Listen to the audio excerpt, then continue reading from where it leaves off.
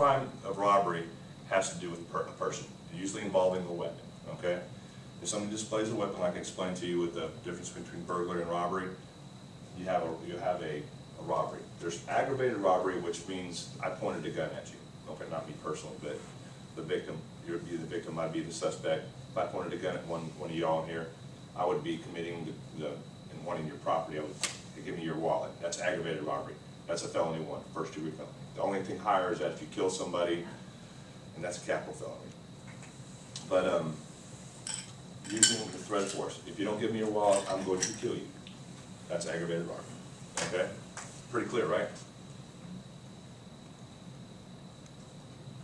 Okay, and what robbers look for or look at? Location, location, location. That's their main thing. You've got businesses along 75 or like Coit Road, where if you got, when you guys drive through Richardson, do you see a lot of police officers? Okay, you know, on main thoroughfares, right? You don't see many on 75, do you? The reason being is when they come off the highway or come off a Coit, we want them to see a cop. We want them to see a marked patrol unit, and we do that pretty well. We have a reputation of writing a lot of tickets. And what that is not to penalize the people coming through here, it's for this purpose right here. We want robbers to come here and think they're going to get caught. And if there's a chance of them getting pulled over after they commit the offense or before they commit the offense, they're going to go somewhere else. Hence the number 6 status in the United States being the safest city. We also look at lighting. If they're going to commit the offense at night, is the property or your business, is it well lighted? Okay, that's important. If you have dark spots outside your windows or outside your door, or your front door's not lighted very well, your parking lot's not lighted very well, or the garage, it's an easy target. Windows, doors, you know, how much cash you have on your business. If you're a cash business, you know, you got to drop your money into a safe or deposit quite frequently. Don't keep a lot of cash on hand. Registers where it's located at. If you have a business, a service business, where you keep money on hand, at nighttime when you close your business, I'm going to tell you this now, leave your cash register empty and open, okay? Because the criminal's going to come and look in the window, and if your register's open and they can see there's nothing in it, they're going to move on, okay? We're trying to prevent them from doing damage to your business also, along with getting the money that you have hidden in the safe, you know, somewhere else. But hopefully you don't keep a lot of cash on hand. Also, does the business have an alarm system? How many people in here think that an alarm system is going to keep an offense from being committed? It's not. Before anybody else raises their hand, it's what it's designed for is to slow that, to hurry them up. Number one, to hurry them up, and to slow them down a little bit. Okay, it's kind of an oxymoron, but if they have an alarm system, it's psychological deterrent. Okay, they're going to hear the alarm. They're going to go, oh crap, the cops are being called. Well, that slows them down. But now they get inside and say, oh crap, the cops are being called. So now they're going to hurry through and just get minor stuff and get out of here. That's important. We want them in and out. The faster they're in and out, the better it is for everybody involved. Okay, we want to catch them, of course, but it's better for the business if they're in and out quickly.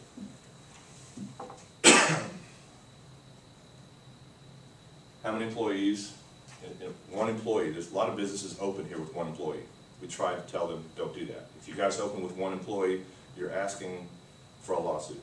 Okay, if something does happen, there's case law on, you know, it's all civil, and I can't really go into civil because that's not my forte, but I can tell you there's civil case law out there that, like apartment complexes, for example, they had one apartment manager working to open the office up. They came in, they being a criminal, stabbed her, and luckily she survived. But she sued the company, and she won because the environment was unsafe. Okay, I can't tell you what a jury's going to do. I don't have that ability, but you know, it's better to have, you know, yourself on the safe side than to, you know, open yourself up to some kind of legal proceeding. Are the employees alert when you walk in? Like, if you're in an office setting, be alert. Look at everybody that walks in the door, and if you don't know who they are, you know, you just be a little bit assertive. Say, hey, can I help you with something? Be nice. You don't have to be rude. Just say, hey, can I help you with something? You look a little lost. You don't have to be, you know, meaning. But while you're looking at them, look at their description. If they're there to commit an offense, they may say, well, I'm looking for Barbara Stanley. Well, you know she doesn't work there. If that does happen, you pick up the phone, call 911, because they're looking to steal y'all's purses, wallets, whatever. They went in there to look for some kind of offense to commit. If it's a suspicious person, call the police. We get paid to contact that person, okay? Robber's checklist. Again, we go back to the opening. How many employees are opening are present at the time? That's important, okay? To them, it's important. Do you count the money and open? We walked, let's see, where was I? I have to pick on a certain business. Subway up in Coy. Walked in there at 11:15. The employee's counting the drawer and open. It's like, you know, of course, me being in uniform, I had to tell them, it's my job. You don't need to be doing that in public. I said, but do it, if you have to count the money, do it behind the counter, do it someplace where nobody's going to see you, in the office preferably, or just don't do it at all. But it happens. I mean, and they don't know because they haven't been educated. That's where we come in. If you guys have uneducated people that don't know about crime prevention, we'll come in and train them for free. I'm a great resource. I'll give you everybody's going to get a card when they leave, but I'm a great resource to have. Even if you don't own a business, you know, we can still come in and do a security survey for your business and all that. We'll get that at the end, but we're there to help.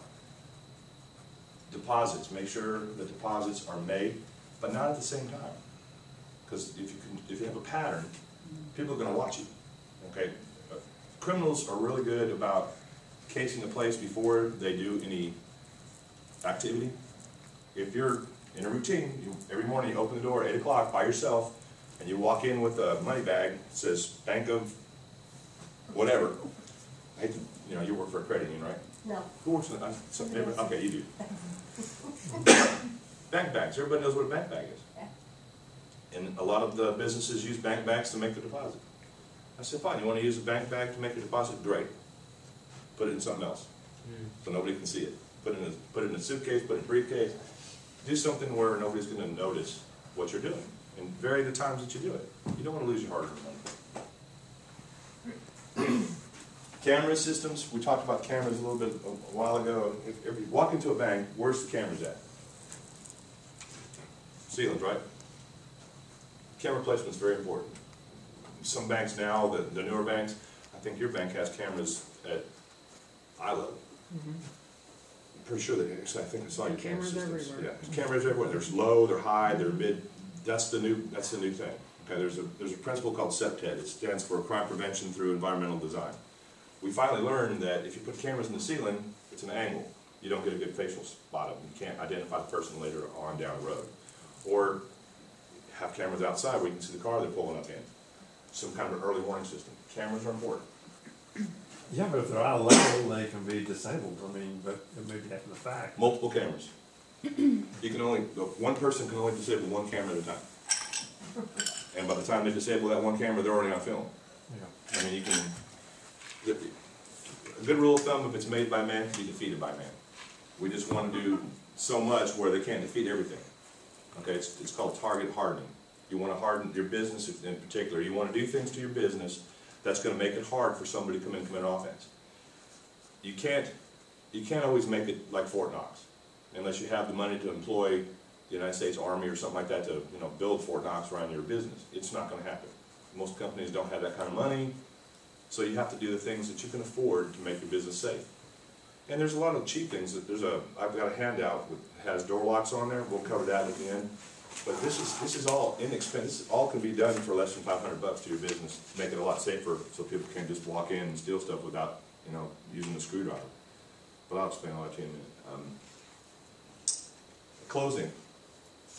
Make sure that when you do close, you don't wait until, let's say you close at 8 o'clock.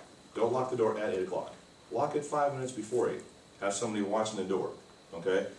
Search the building when they're at nighttime when you do close. Make sure nobody's hiding inside, because when you leave, they're going to burglarize the building. And it happens a lot. It just takes a quick knock on the door to break the glass out, and they're gone with all your merchandise or your money. Parking, this is a big thing, especially like office buildings.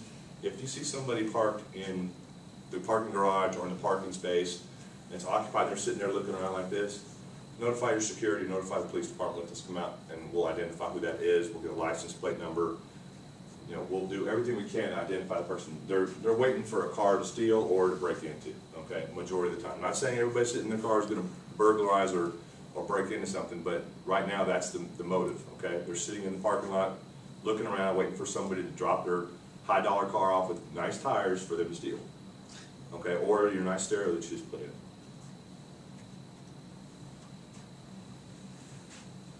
That's self-explanatory. Okay, we'll go past this. Okay. When a person's committing an offense, a robber, their adrenaline's boiling, okay? They may be hyped up on some kind of narcotics or some kind of substance, okay? You don't want to aggravate it, okay? It sounds funny, but a lot of people think they can be a hero and stop this person. If he's on PCP, which is a really bad drug, I'm not going to go into details on that, but it makes people stronger than they really are, and it's really hard to control somebody that's on PCP. It's hard for somebody my size to do it, and I'm not tiny. So, you know, you have to pay attention to that. If somebody comes in and, you know, he's sweating profusely, he's probably going to be on a substance, and he's probably going to be really edgy. So you want to do exactly what they say.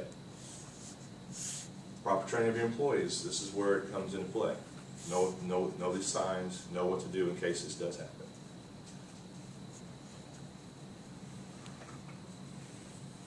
The best thing I can tell you guys is this on prevention tips. There's a sheet. We're going to cover that sheet too. The little blue sheet there, it says robbery prevention tips. I gave that to you. That's for employers, employees. Okay. Take that with you. All these handouts. There's 2 handouts.